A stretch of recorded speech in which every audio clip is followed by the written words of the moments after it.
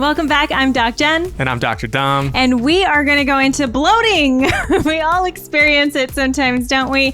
And so we're really going to actually talk about gut health in terms of what you could do mechanically for it. Because as us as doctors of physical therapy, we're not necessarily going to touch on what foods you should be eating, but we're going to talk about how you can reduce bloating and pain within your gut through different techniques in the body.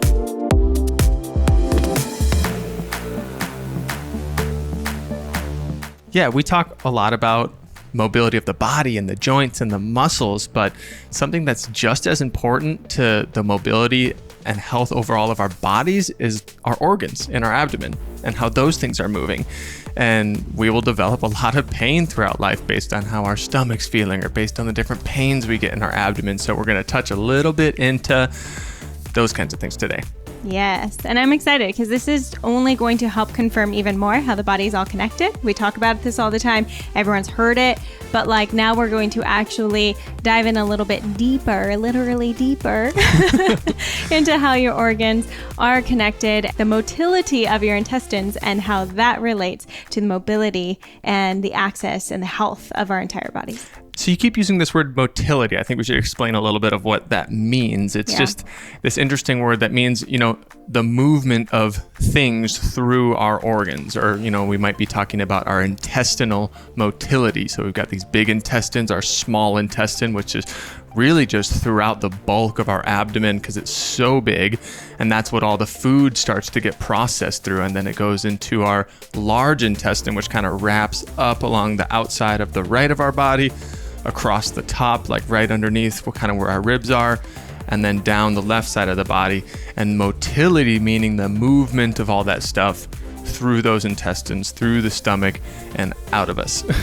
So I have actually had a twisted colon in 3 different places. Crazy. What? So when I was in grad school, actually, I think it was my second year of grad school, and I was getting really bad bouts of stomach pain to the point where I could not eat for a week. I could barely stand. I was crippled in pain. I could barely sit in class. I could barely go to work. At the time I was teaching Pilates, and it was just so hard to even sit there and have to teach and have to think, because it really is true. Your gut and your intestines is your second brain. And when this isn't working well, nothing is working well. And that's how I feel. And it got to the point where I went to the hospital 3 times and needed morphine to actually make me feel better. That's some strong stuff. Yeah. The first time they thought I had appendicitis because my white blood cells had gone up to really try to protect me because something in my body didn't feel right. So because I had this immune response, they thought, something was happening with my appendix. In the morning, turns out it wasn't. Yeah. And then I had a doctor tell me, he talked to me for literally 2 minutes. The nurse came in the next day and said, here's a pamphlet. He said not to eat dairy. And I'm like, first, he didn't even talk to me and ask me if I had eaten dairy and if that's a part of my diet. And it was just all this, it felt very you don't care about me. You haven't even talked to me. Yeah. And then the second time it happened, the doctor was actually really incredible in the ER. He spent 30 minutes after he got off his shift just to continue to talk to me about what's going on in life. Am I stressed? And I'm like, yeah, I'm a grad student, but honestly, I don't feel that stressed. I'm competing in calisthenics and I have a fun job and I have all this. And I was finally diagnosed with IBS, so Irritable Bowel Syndrome. Thank you for telling my symptoms. And he really just told me he actually prescribed anti-anxiety medication, which I never ended up taking because, again, I did not feel like I was having a lot of anxiety. And then the third time it happened, my dad was finally like, you're getting the colonoscopy just so that we can see. Again, going through PT school and pathology, I knew that there were a lot of symptoms that I was not experiencing that would have related to Crohn's or colitis or any of these other things. That's why I resisted having a colonoscopy. Anyways, had the colonoscopy. Turns out that untwisted my colon. It ended up being a super painful experience as the doctor was going and doing the colonoscopy. I was only partially knocked out. And I remember crying. I remember trying to push the nurse's hand away from my belly. Every time they had to go up through a twist, the nurse had to push onto my stomach. I remember it just being a pretty awful experience.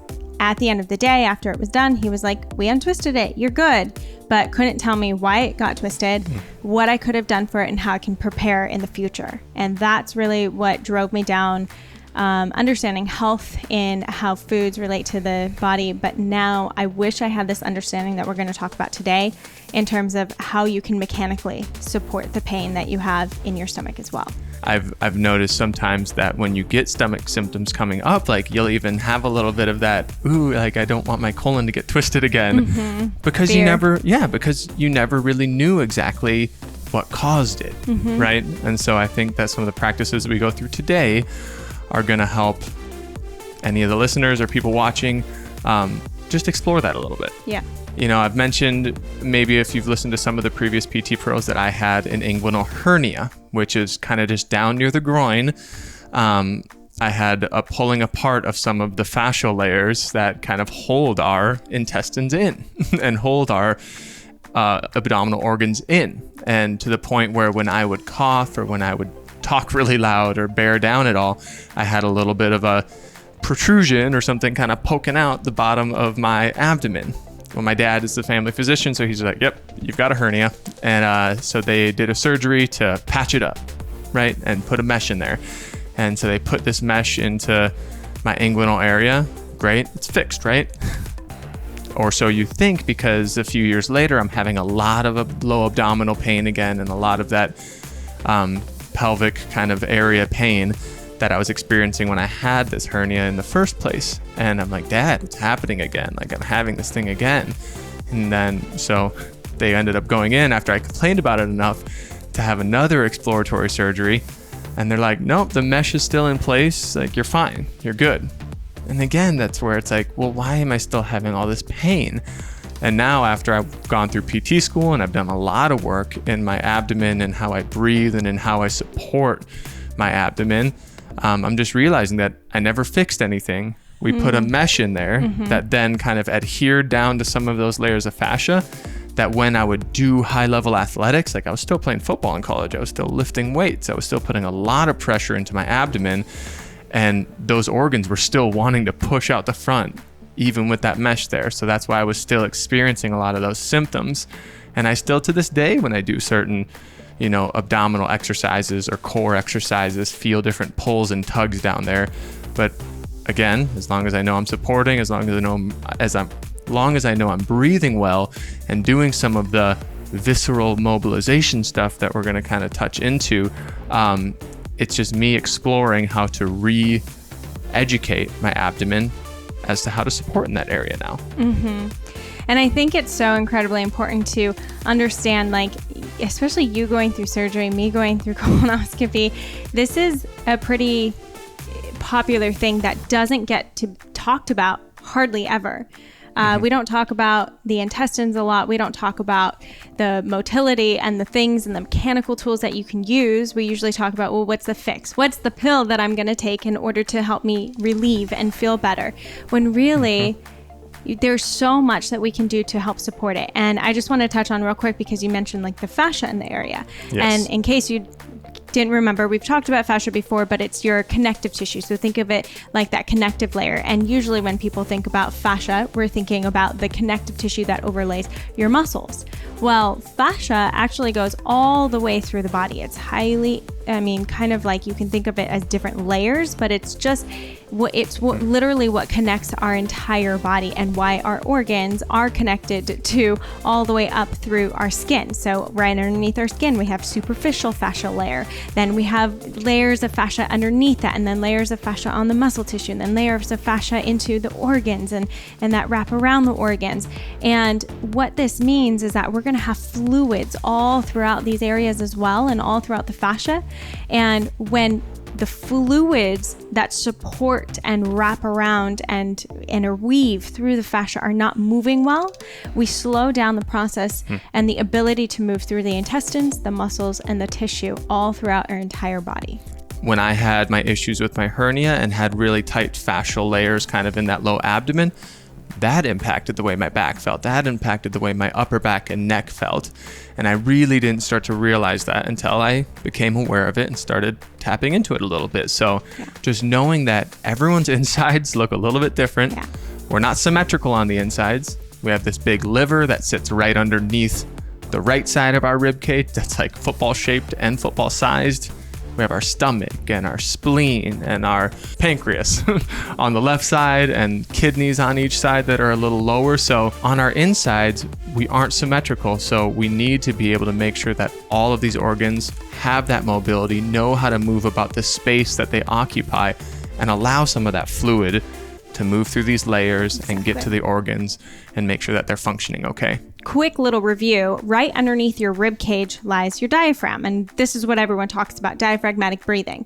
Well, we're always diaphragmatic breathing because we're always using our rib cage. It's our respiratory muscle. But it's just, are we giving it the adequate space and the ability to really become efficient? And that's what most people are meaning when they talk about diaphragmatic breathing. So if you think about it, right underneath that rib cage, as we take a breath in, that diaphragm is going to drop and it's actually going to push into all our organs and our intestines. Which is why when you're having stomach pain sometimes... Well, I'm going to get to that. I was going to say, you're probably going to touch on this. Okay, keep going. So the diaphragm, it drops as we breathe in, and it has to drop in order for our lungs to fill up, right? Yeah. And then as we breathe out, that diaphragm naturally will lift and contract, and so that it pushes the air out. But what happens a lot when we get into that stomach pain, we don't want to take that deep inhale, because as that diaphragm pushes down, we already feel like I have pain in the stomach. I don't want anything to push into me more, right? Like I know for myself, when I usually get stomach pain, I don't want tight clothing on. I want like nothing on. I want to relax my stomach. I don't want anything touching me, and it's painful. So to think of me, okay, let me push my diaphragm into my intestines even more, this fear response. And when we don't do that though, and we keep it contracted and we only breathe into our chest, all we're doing is continuing to hold on to that contraction, and it repeats this pattern of holding on to the pain in our stomach. Yeah, so along with our diaphragm, there's a big muscle that kind of wraps around our whole body, that kind of around the whole side supports those organs from, pushing out into our belly. That's called our transverse abdominis, which is this big abdominal muscle that kind of works with the diaphragm as we breathe in and breathe out. There's some give and take of that transverse abdominis. So all of these core muscles, along with our pelvic floor, are kind of the things that help pump that abdomen. And when we pump that abdomen, we allow those organs to feel like they can move a little bit and feel comfortable with that movement. And it's just naturally how our breath should pump the fluids in our abdomen and get things moving, and also have some mobility of those organs within the space that they occupy. Not only do we reduce the restriction that's happening in the stomach and the pain, but think about it this way. Like when we talk about the autonomic nervous system, you've probably heard us talk about the parasympathetic and the sympathetic. Yeah. The parasympathetic is the rest, relax, digest state of being. Your sympathetic is your fight, flight, freeze. So especially when you get stomach pain, any pain, but especially stomach pain, what you want to do, you want to constrict into a ball, you want to hold yourself, you don't want to breathe big. And again, we end up holding on to that restriction, holding on to that pain in the stomach area. But if I then tap into that parasympathetic, that rest, relax, digest state, that's actually going to help to relieve the tension. So that's why it's important to take those nice, slow, long inhales, slow, long exhales, and tap more into that parasympathetic so that we can get things moving and actually digest and process the food through our bellies. Should we show them a little technique on that we like to use when we're having bloating or feeling a little bit of abdominal pain? Yeah. So if you're listening, you're gonna maybe want to pop over to YouTube to actually watch us do this. But this is a little technique that can, stimulate or help us increase our mobility through that colon or the large intestine. Mm-hmm. I kind of mentioned that the colon goes in an upside down U, starting kind of at our right hip. It travels up to our right rib cage, across to the left, and then down, and then that's where it connects into the rectum where we go to the bathroom. So what we want to do first, I like to talk about this like backing cars out of the garage, right? We want to start on that left side really lightly. You don't really want to press deeply into this, but lightly press down that left side all the way kind of until you reach that hip bone, and do this about 3 to 5 times, right? Yeah. So down that left side. Down to left rib cage to the left hip. Once you do that, then we're going to start kind of at the right rib cage and go across.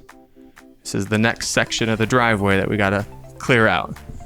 Go across from right rib cage to left rib cage, and then down again, and then down. And then the third portion is coming from right hip up to right rib cage 3 to 5 times, then right rib cage to left rib cage, and left rib cage down to left hip. You're making that whole U. And then a few times you can just go over the whole thing and repeat. And a really important thing to be doing while you do this is breathing and relaxing, especially if you hit spots that are uncomfortable. Yeah.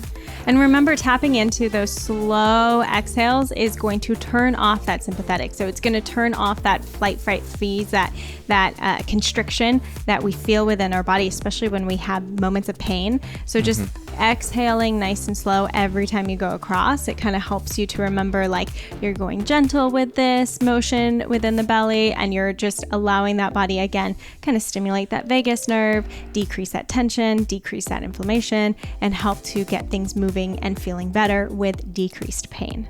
There's always different positions that you can go into, and maybe I'll link one of the videos that I've done on in the show notes, because I've done a great video in terms of showing not only this technique on Instagram, but also showing different positions that you can put your body in as well. So some of them that help to create almost like this elongation of the abdomen in a relaxed position. So it's kind of thinking of almost like tractioning the stomach, but without like force or without sucking in the stomach. So it helps to relax what's happening in there. Happy baby pose. So pulling the legs up into happy baby pose really helps. Cat stretch, or if you think of like down dog, that really helps to like open and relax the belly. Again, you want to think of a relaxation every time you're doing these. You could do twisting, so open book, where you're laying on a side and you're just kind of twisting open through the upper back or through the low back. And actually one that is always going to be one of my go-tos and my favorites is going upside down. It sounds weird, but all of my friends that have stomach issues as well, we all know, like when we go into a headstand or a handstand and just relax in the belly area. So even if you do it against the wall, if you can, okay, safely, then it actually helps to decrease pressure on what's going on. And again, it allows that elongation in that relaxed state. So you kind of get that belly to just start to relax. But start with the techniques that Dom gave in terms of how you do it. I even have him do it on my belly when I get really upset. If there's someone you trust nearby and you can have them do it, it just helps you relax into it that much more. And it can be a little bit of a connecting thing. And I love the going upside down thing, because for me also, when you go upside down, you have to breathe well. It's something, it gives a different stimulus on your organs, because suddenly gravity's pulling them in the opposite direction.